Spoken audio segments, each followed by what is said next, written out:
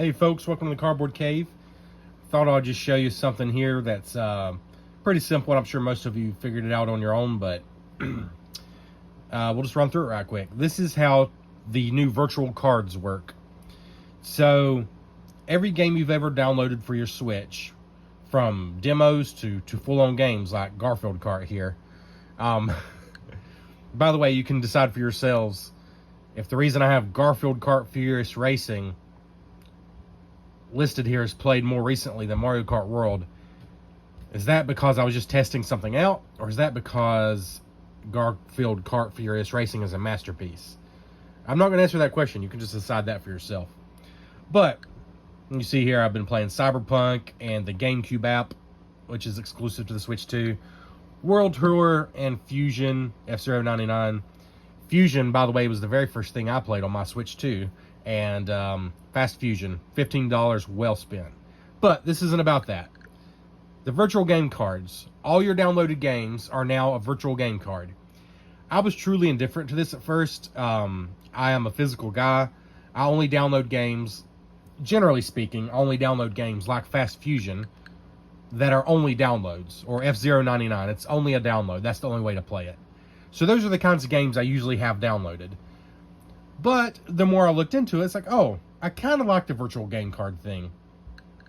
Because basically what it means is, this is my Switch. I'm logged in my profile. I'm the one that purchased the games. So unless I say otherwise, the games are loaded on my system. But I can easily share them, like with my son on his Switch, by just doing this. And here's what you do. You just go down to, this is a brand new icon as of one of the most recent updates. Virtual game cards. You just click on that. Whose do you want to see? Well, I'm the only profile on this Switch too, so. And basically this is every game you've ever downloaded. So let's just pick, for example, Big Tournament Golf, which is a super fun Neo Geo arcade game. Excuse me. I believe we'll find that it is not playable on this system, because you see the little blue icon, that means it's loaded on this system. The blue icon means it's loaded on this system. But for example, over here, Abzu, which I don't remember downloading that. It was probably free or $1 or something. It is not loaded because I don't have it downloaded. So like if I clicked on that, if I clicked load to this console, it would start downloading it, and then it would be mine to play. Because I did buy it, it's still there. And that's one of the kind of neat things about these virtual game cards. You got this whole library here of every game you've downloaded, even if you don't have it loaded on your system currently. And if you see the blue icon, you know it's ready to play. If it's grayed out, that means it's either loaded on a different console, like an actual game cartridge, or you just need to re-download it. But it's still available. But anyways, let's try Big Tournament Golf here. See, it's already loaded to my console.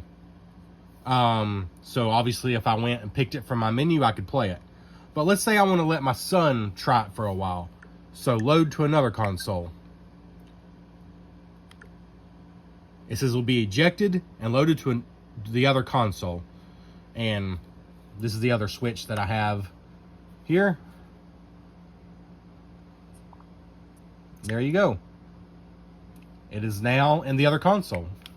And looky here. It's now on the other console. Ready to go.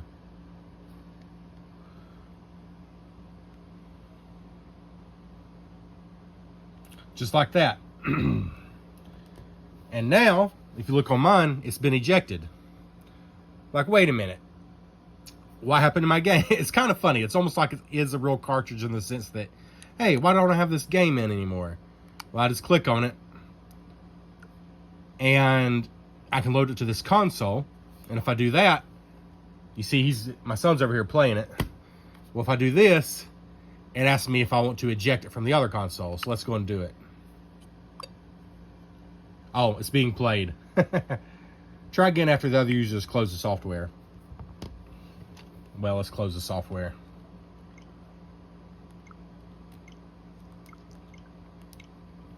All right. Load to this console. And there it is. Now it's back in mine.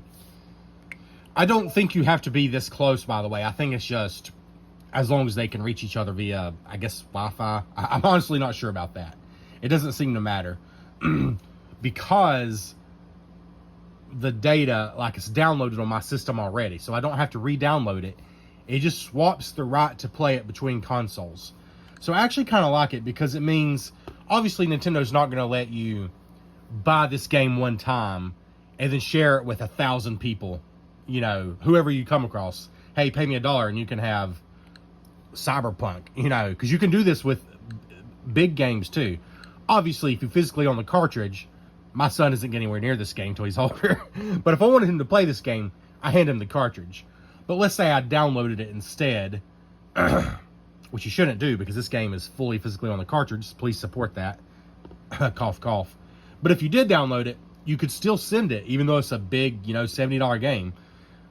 You just won't be able to play it on your console until you get it back. Just like a real game cartridge. So I actually like that. It means, you know, like my son or heck, even a friend, whoever, doesn't have to have bought the game to play it. But it means I can't play it till they give it back. So it seems fair, you know?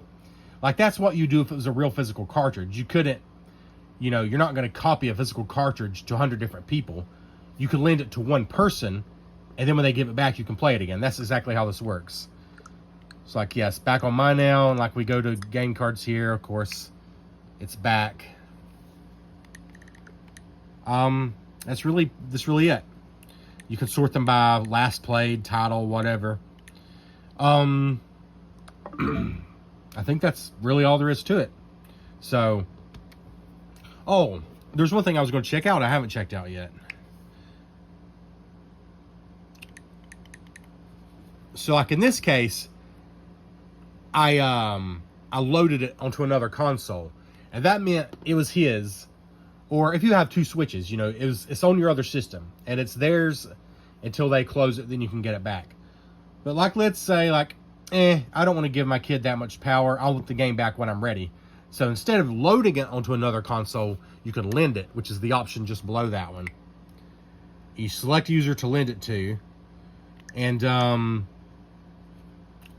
the length of time. So it looks like 14 days is the maximum amount of time. It says you can lend it to someone in your Nintendo account family group. And I'm not going to click on it. I don't need to give a bunch of personal information, but you just click on this and then pick, you know, Sally or whoever it is you want to share it with. And they would have it for up to 14 days, the amount of time you set. And then it's automatically going to come back to you, sort of like Blockbuster. You know, it's like a rental. Or if you choose load it, then it's theirs until you get it back.